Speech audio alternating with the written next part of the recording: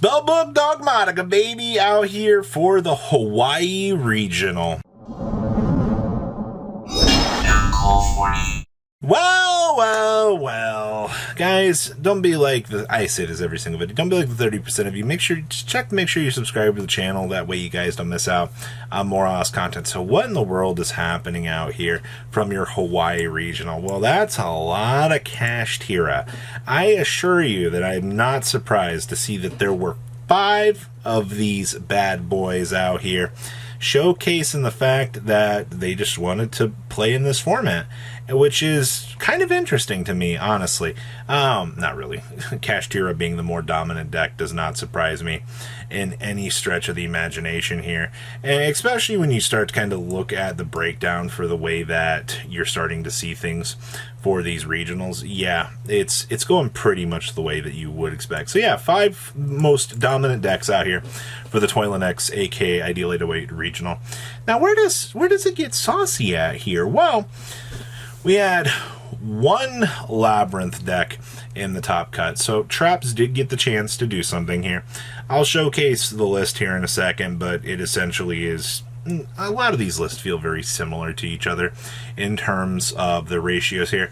I do not have the Sword Soul list. A lot of the Hawaii duelists are like, oh, we couldn't get in contact with him, so we don't actually have the list to kind of showcase here. So a little bit of a heads up here.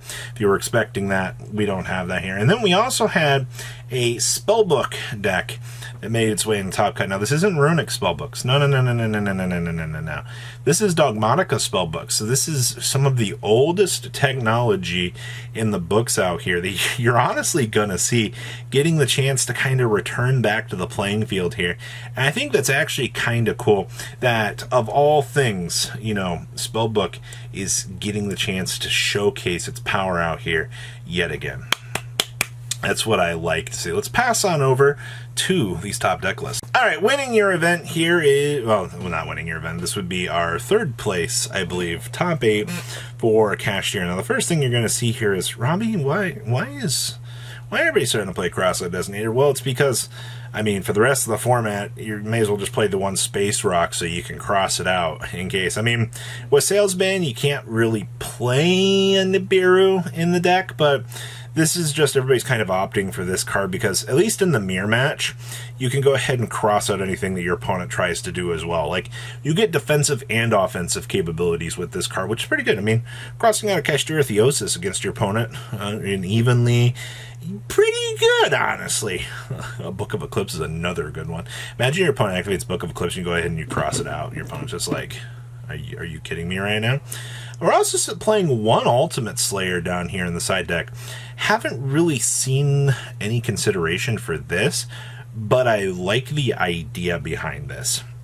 This will give you some interesting little option trees here to kind of punish your opponent. So I like this. We're also playing a Small World and a Vanity's Fiend. Yeah. You know, I don't see any imperms in here except in the side deck, which tells me that if, you know, we're going to get away with dropping a Fiend on our opponent, we may as well get some, you know, free advantage out of it. Because, I mean, what's our opponent supposed to going to do?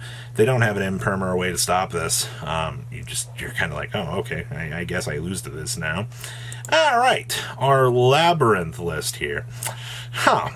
2 big balls. That's okay. We have 2 giant Space Rocks and then triple Lancia. So I feel like Lancia is just going to be our biggest drop here against the opponent. Now, we are on the 3/3 here. I do like the fact that triple duality, triple pot of prosperity has become the more dominant here. Now, this build is not playing the Lord of the Heavenly Prison. We're just opting for the standard 6 here, which should get you the chance to kind of do what you need to do here. And then your trap lineup feels very, very standard. Like, you flip this card against Cash Tira, you're just going to have the biggest smile on your face, and your opponent's going to be like, what am I supposed to do to this? Like, the answer is not really much, unfortunately. It's just once this deploys, your opponent laughs and cries.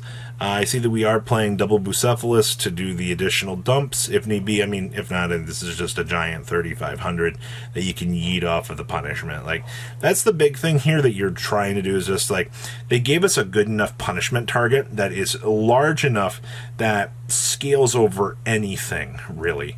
And that was kind of one of the biggest things that I saw that we were running into with issues here was, you just need things to drop that can pretty much spot removal anything. So kudos to Konami for actually designing and giving us something here to answer that.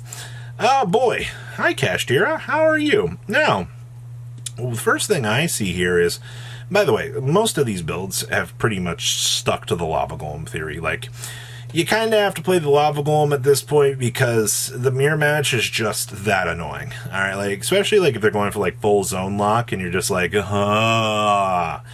am I supposed to do to this? Yeah, it's mainly because you have to play this as an out.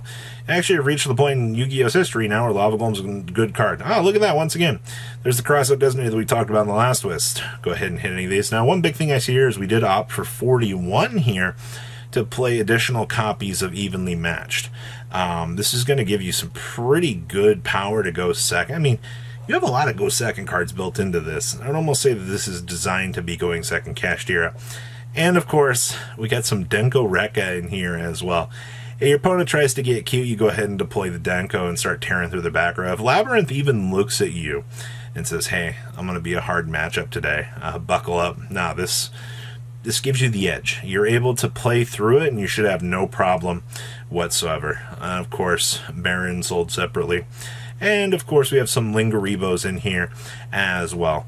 I don't see anything in here that is too particularly crazy. I do think that kind of going forward here, the double Lingaribos stuck around to be a norm. Oh, okay. So now we strip the crossout designators out of the deck.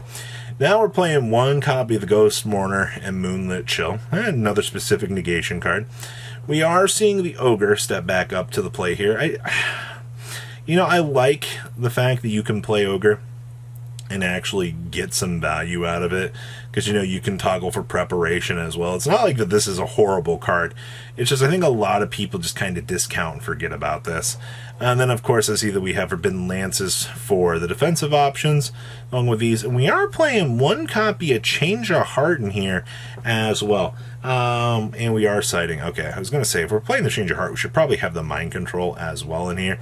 And then the double Lava Golem in the main, one in the side. We're also citing the additional Book of Eclipse here, in case the opponent tries to do anything too devastating to break our field. Outside of that, I don't see anything. There's nothing in here that I would dub too crazy.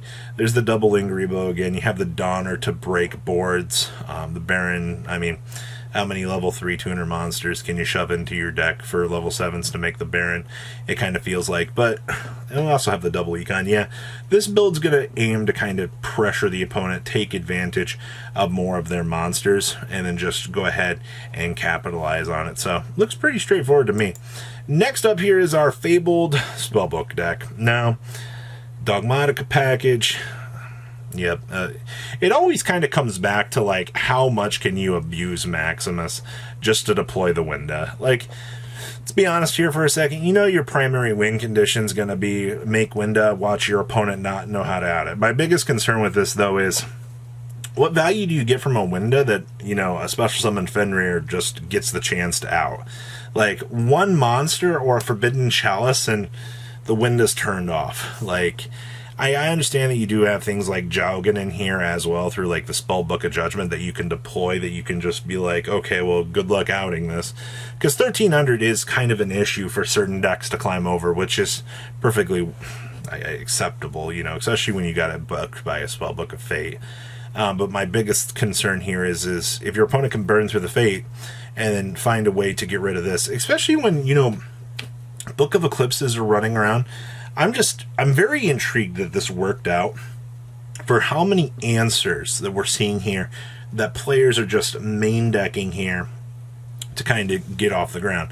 I guess if you can deploy this, onto the Jowgen and make it unaffected, you're going to be in one of the most hilarious game states that I feel like you can have, because your opponent's just going to be like, how am I supposed to out, an unaffected spell Jowgen without the ability to, get over this? Well, it's very interesting. So what do you guys think about the breakdown for this regional? Please leave a comment down below, tell me what you guys think, and I'll see your beautiful faces back here in the day, guys. Peace out.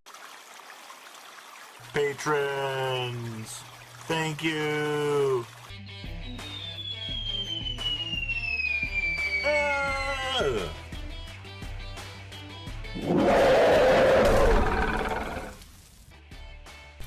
Thank you so much for watching. Check out these other videos.